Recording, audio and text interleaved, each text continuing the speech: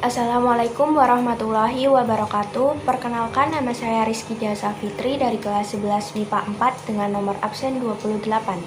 Di sini saya akan menjelaskan yang sudah saya pelajari tentang sistem koordinasi dan regulasi pada manusia. Sistem koordinasi dan regulasi pada manusia terdiri atas sistem saraf, sistem endokrin, dan sistem indera. Yang pertama, sistem saraf. Sistem saraf merupakan sistem paling kompleks pada tubuh bersama dengan sistem endokrin.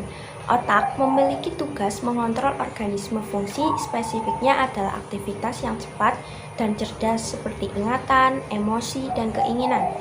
Sistem saraf berpusat di otak. Sistem saraf tersebut tersusun atas sel-sel saraf atau neuron, dilengkapi dengan sistem saraf agar kita bisa berkoordinasi dan bisa merasakan segala bentuk rangsangan yang diterima oleh tubuh. Sistem saraf pada manusia dibagi menjadi dua, yaitu sistem saraf pusat dan sistem saraf tepi. Yang pertama, sistem saraf pusat. Sistem saraf pusat itu berfungsi untuk mengatur dan mengendalikan semua aktivitas tubuh. Sistem saraf pusat itu terdiri dari otak dan sumsum tulang belakang. Otak dibagi lagi menjadi tiga, yaitu otak besar, otak tengah, dan otak kecil.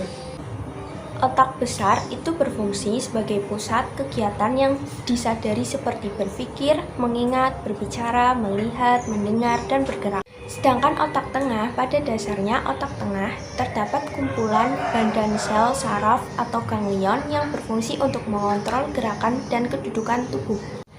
Dan yang terakhir, otak kecil. Otak kecil itu berfungsi mengatur keseimbangan tubuh dan mengkoordinasi kerja otot ketika kita bergerak.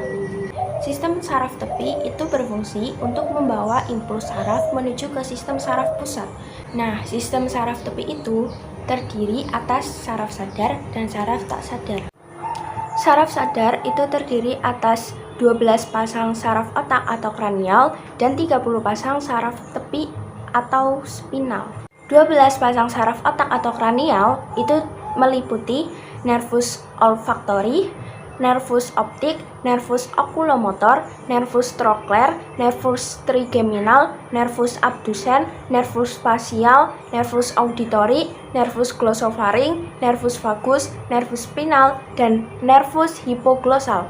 Selanjutnya yaitu saraf tak sadar. Saraf tak sadar terdiri atas saraf parasimpatik dan saraf simpatik. Saraf simpatik yaitu mempercepat denyut jantung, sedangkan saraf parasimpatik itu memperlambat denyut jantung. Saraf simpatik yaitu memperlebar pembuluh darah, sedangkan saraf parasimpatik yaitu mempersempit pembuluh darah.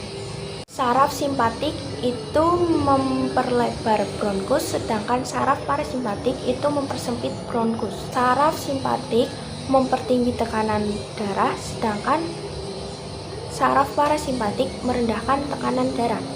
Saraf simpatik itu memperlambat gerakan peristaltik, sedangkan saraf parasimpatik mempercepat gerakan peristaltik. Saraf simpatik memperlebar pupil, sedangkan saraf parasimpatik memperkecil pupil. Saraf simpatik itu menghambat sekresi empedu, sedangkan saraf parasimpatik itu memperlancar sekresi empedu. Saraf simpatik itu menurunkan sekresi ludah, sedangkan saraf parasimpatik menaikkan sekresi ludah.